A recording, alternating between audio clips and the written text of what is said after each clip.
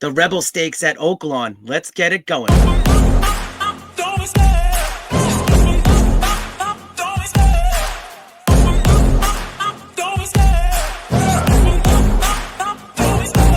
love the chase and the hunt, and I set the pace when I'm running. I always take what I want and I always give it 100. Don't need a bank, no I'm funded. Play the game like it's nothing. I'm always thankful for something. Don't take for granted, stay humble.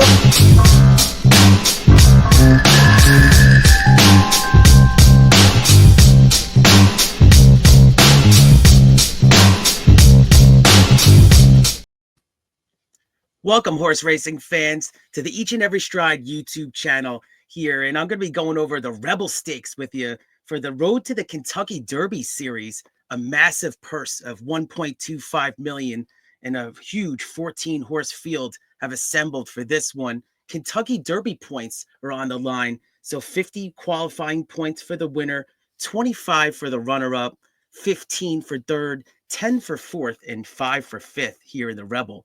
So I'm going to be going over each horse with you. Very talented field here. So remember to subscribe and like the video here on Each and Every Stride. Let's talk about this field here that is assembled. Again, 14 horses. And, actually got the morning lines that came out recently too. So I'll be talking about that as well. And a lot of familiar names that we've seen and I've talked about many times here on the Road to the Kentucky Derby series here on the Each and Every Stride YouTube channel. So I really appreciate the support, you guys checking it out today. Let's talk about number one, Coal Battle.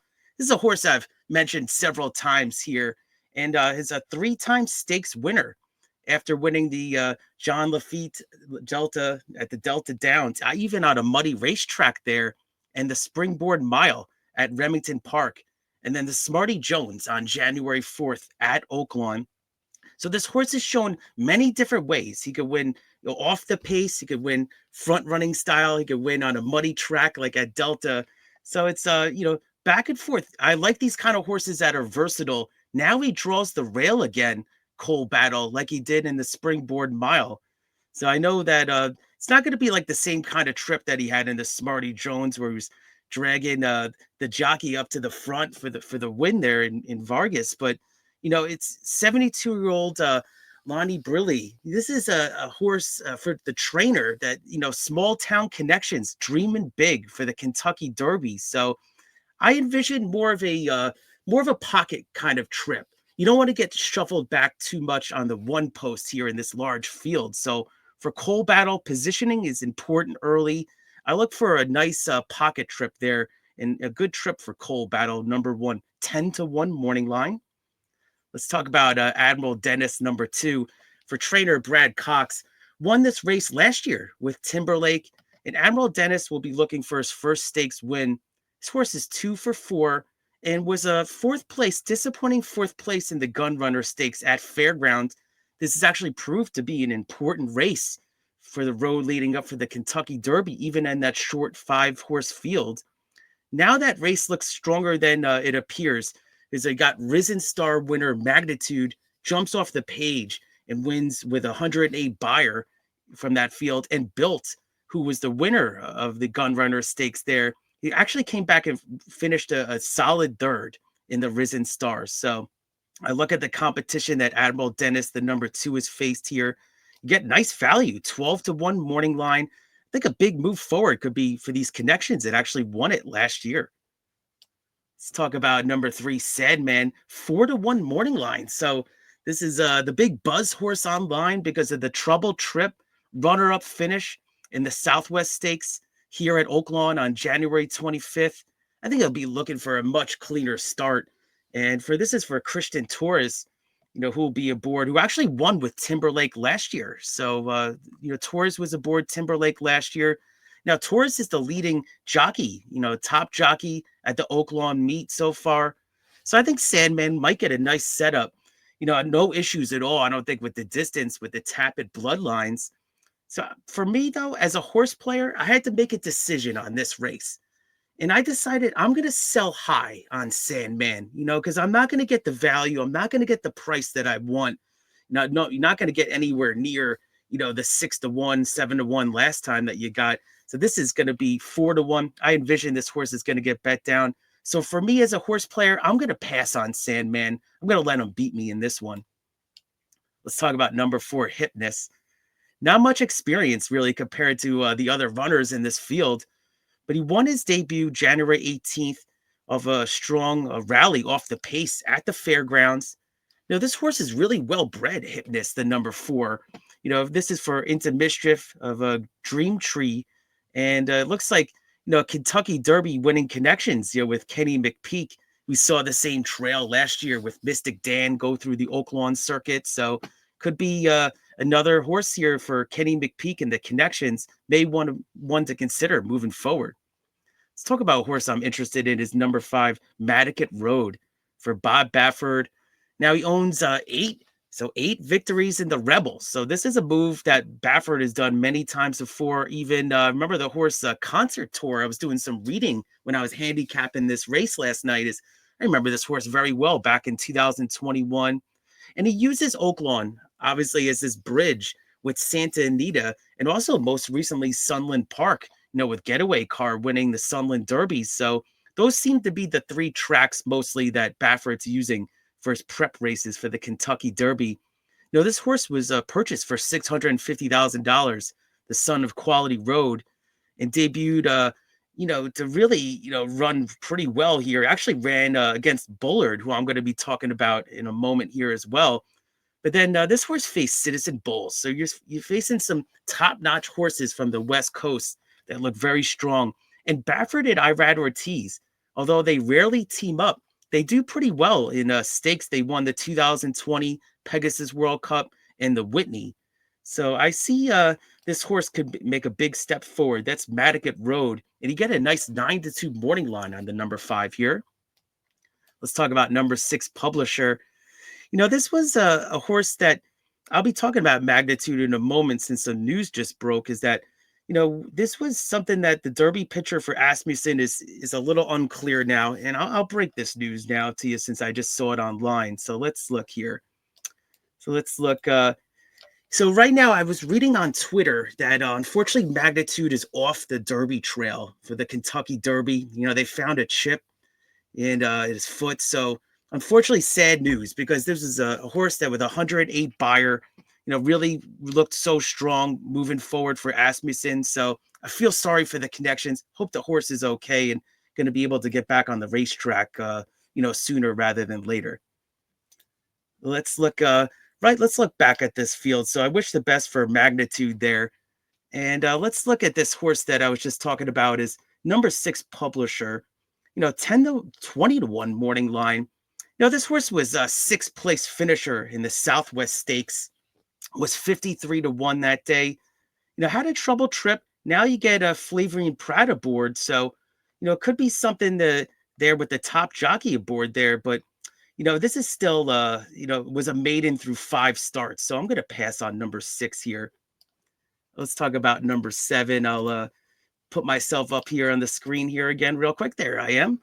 So number 7, Dreamin' in Blue. There's a local maiden winner over 15 to 1 morning line, the number 7, 6 furlong winner, and now steps up in distance in class. So this was something that going to be a big step forward here for trainer Randy Morse. Now you lose the regular rider because Christian Torres is going to be aboard Sandman. So Torres is going to be on Sandman here. And so it comes down to Francisco Arrieta is going to get the ride here, but you have to really step it up to be competitive in this one. Let's talk about a horse that I've handicapped many times here, number 8, Innovator. It's for D. Wayne Lucas.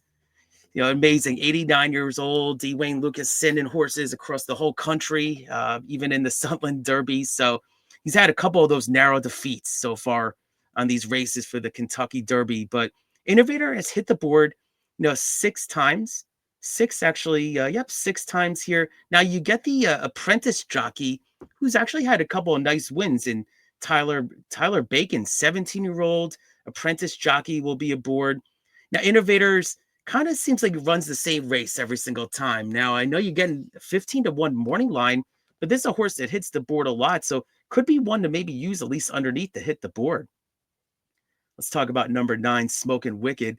Louisiana bred horse. It's won 3 straight. Now he's done some good work at the fairgrounds. This is for Dallas Stewart, and this horse has won 4 out of 8. But those wins were all one-turn races. So it figures to be really part of the pace up front for number 9. This will be for Tyler Gaffleone will be aboard. Let's talk about a horse I'm very interested in is number 10 Bullard for trainer Michael McCarthy. This was another expensive purchase of 675,000. The son of Gun Runner, and this horse won the Del Mar's Bob Hope Stakes. That was a 7 furlongs.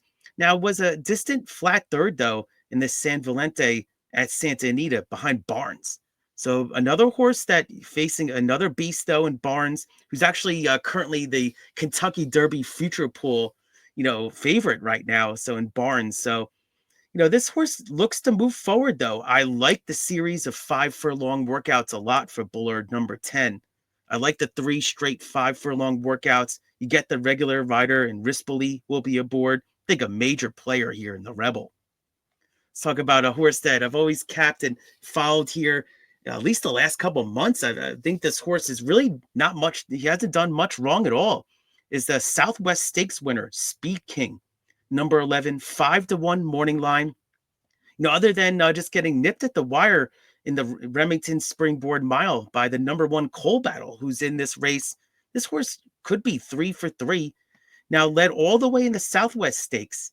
So we've seen it with a lot of these runners here. Let me pull myself up here. I want to make a point for you guys is that in the Kentucky Derby series, I can't recall so many front running winners. Now we've seen it. Now, considering the Sunland Derby, Getaway Car actually lost by, he won the race, but he was actually down by a neck and then re-rallied. But we've seen so many front-running winners in the last couple of weeks. It's been incredible, even with Magnitude recently. So just wanted to take note of these stakes races. Sometimes these racetracks can really, really heat up. Let's talk about Speed King a little bit more here. I mean, this was a horse that was interesting that, listen, Kenny, I think he's going to have to move forward, though, because he's not going to have the same exact trip front-running fashion. So I think you're going to have to use some speed from the outside post there, number 11. Interesting horse, though. Let's see if he can move forward. And let's talk about Bremerton's Baytown here, number 12. Big long shot, 50-1. Turfway based runner. And now this horse is actually cross entered. He's in the John Battaglia Memorial Stakes on the home track there at Turfway. So we'll see if this horse actually runs in the Rebel.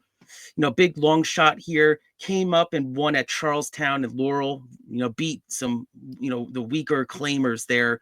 This is a big stakes race, going to pass for me. I would envision probably they probably choose Turfway at this point, just with the given local success.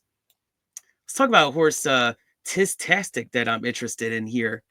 Yep, number 13 here. Let me take myself off of here real quick for you. There we go. So you can actually see Tistastic in the corner there. Now, I was just mentioning Steve Asmussen. Fortunately, with Magnitude, the news that just broke this morning as I record this. But, feel bad for the connections there. But this is for Tistastic. He's actually owned, Steve Asmussen's won 4 Rebels in his career. Most recently with a horse that I always followed was Long Range Toddy in 2019. I think that with the news of Magnitude, this horse could, I really think that this is a horse that I've always had on my radar, Tistastic. I actually have a small wager in the Kentucky Derby future pool on this horse. Always seems to hit the board and has faced some really stiff competition locally here at Oaklawn in the area. And I really think that this horse could really do it well. And 13 posts.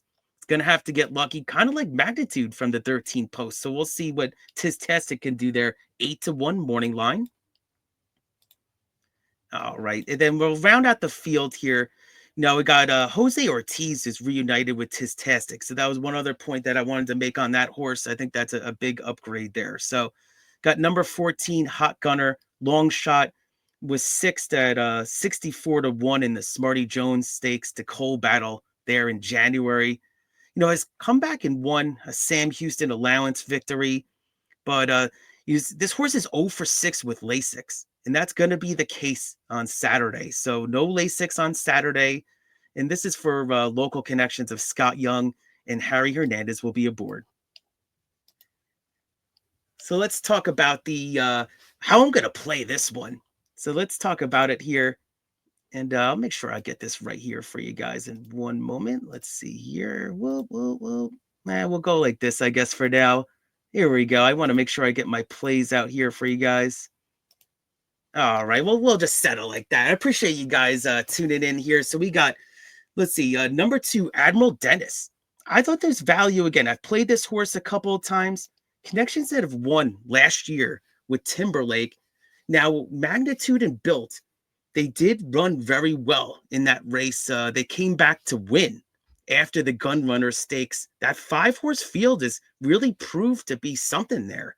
There's a lot of runners now. Again, Magnitude is off the Kentucky Derby trail, unfortunately, with an injury. So I wish that horse much the best, but Built came back and ran a solid third there in the Risen Stakes.